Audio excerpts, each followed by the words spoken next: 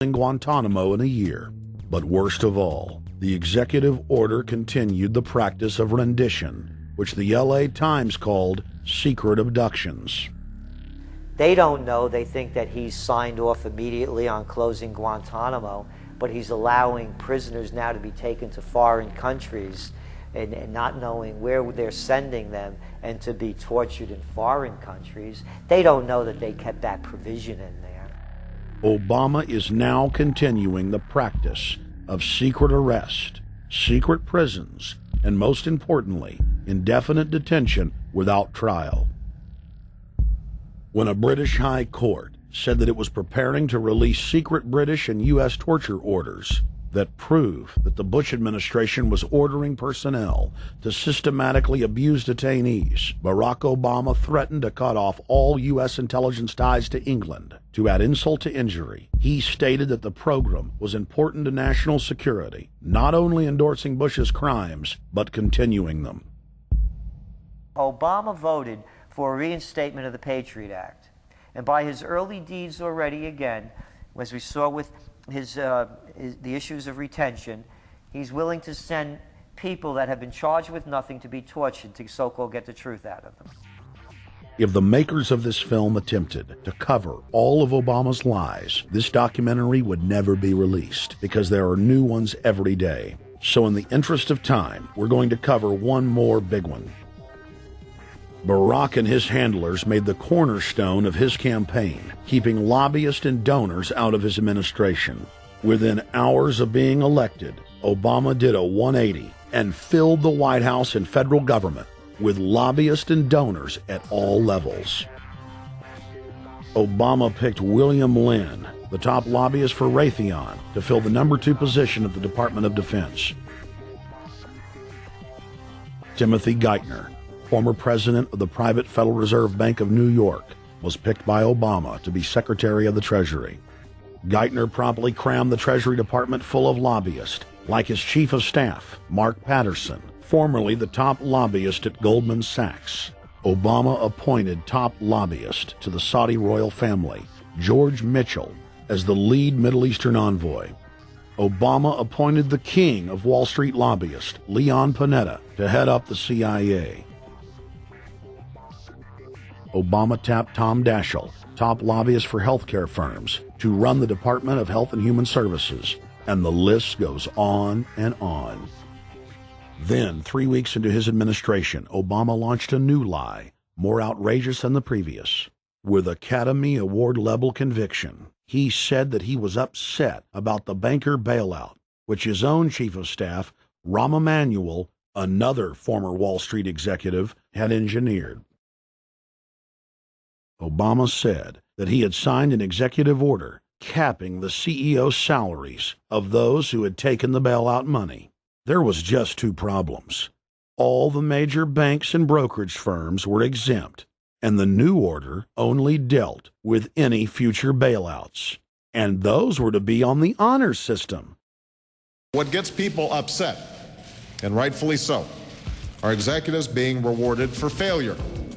AIG, Bank of America, and Citigroup, which have received billions in bailout money, don't fall under this plan. Only banks negotiating future agreements with the government will be restricted. But this appears to be built on an honor system, and White House Press Secretary Robert Gibbs had a hard time explaining how enforcement would work. Well, let me get, I will get clarification from Treasury on that. Generally speaking, this is already the biggest liar and the biggest disappointment that we've seen in recent history. And again, qualitatively beyond the rather low standards set by Bush the Elder and Clinton in terms of delivering on promises.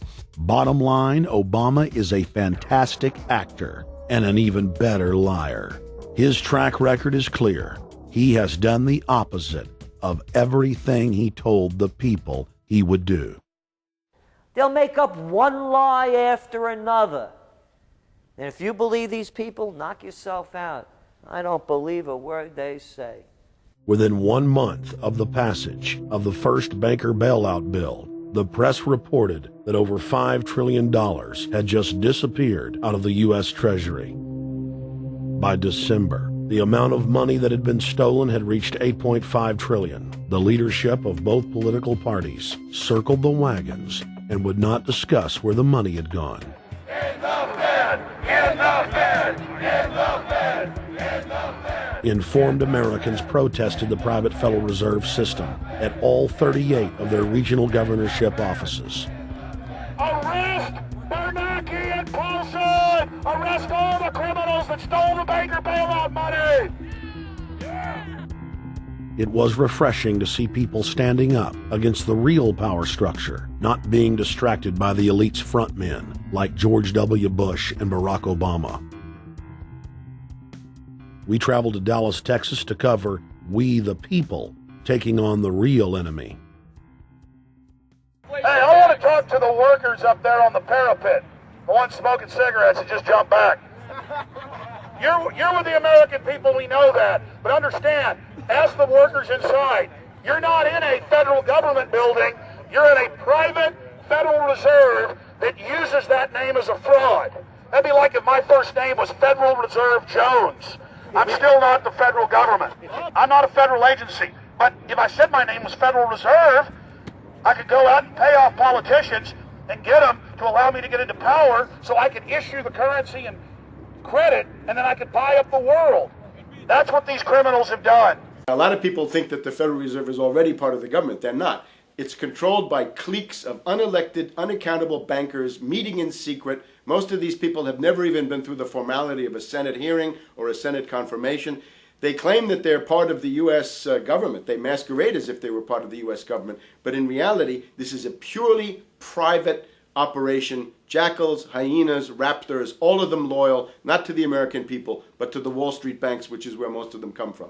Everyone is pointing to Barack right now, President Obama, as saying, you got to get the economy together. You got to get the economy together. When in fact, the president has very little to do with the economy. It's the Federal Reserve chairman that at least sets the policy. That's a privately owned company, the Federal Reserve Bank. They set the agenda. These guys are masquerading as a federal institution. They are a private banking consortium, and this is their front, their holding company. The Federal Reserve is not federal. It's a front for a private banking cartel. That's on record in congressional testimony, and they're the ones orchestrating the economic collapse we're seeing right now, so that's why we're here. While at the In the Fed rally outside the Federal Reserve Bank in Dallas, Texas, we spoke with Ron Paul's brother, Wayne Paul. 1913, the Federal Reserve Act was passed, floor of the House, where 3 members of Congress were on the floor.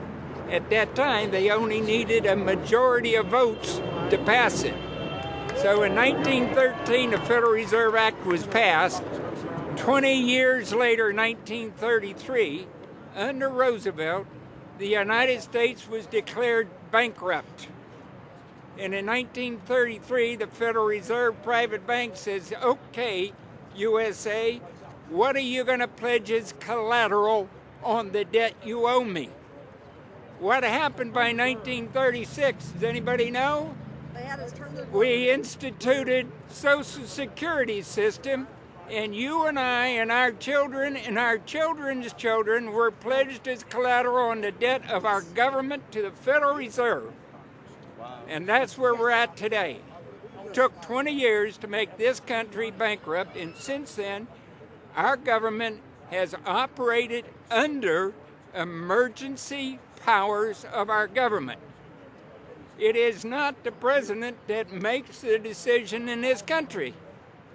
It's the Secretary of Treasury who turns around and is put in there by the Federal Reserve to manage the bankruptcy. We've been in bankruptcy ever since. So to print $700 billion and to give it away, how do they get away with it? The manager of the bankruptcy is told by the Federal Reserve this is the way to go. That's where we're at today. Yes, we should point out, Congressman Ron Paul now has a huge amount of sponsors for a bill in the House of Representatives to abolish the private Federal Reserve crime syndicate. In 1913, the money power of the country was taken away from the people by constitutional privilege. It belongs with the Congress, but it was given up in the Federal Reserve Act. The Federal Reserve is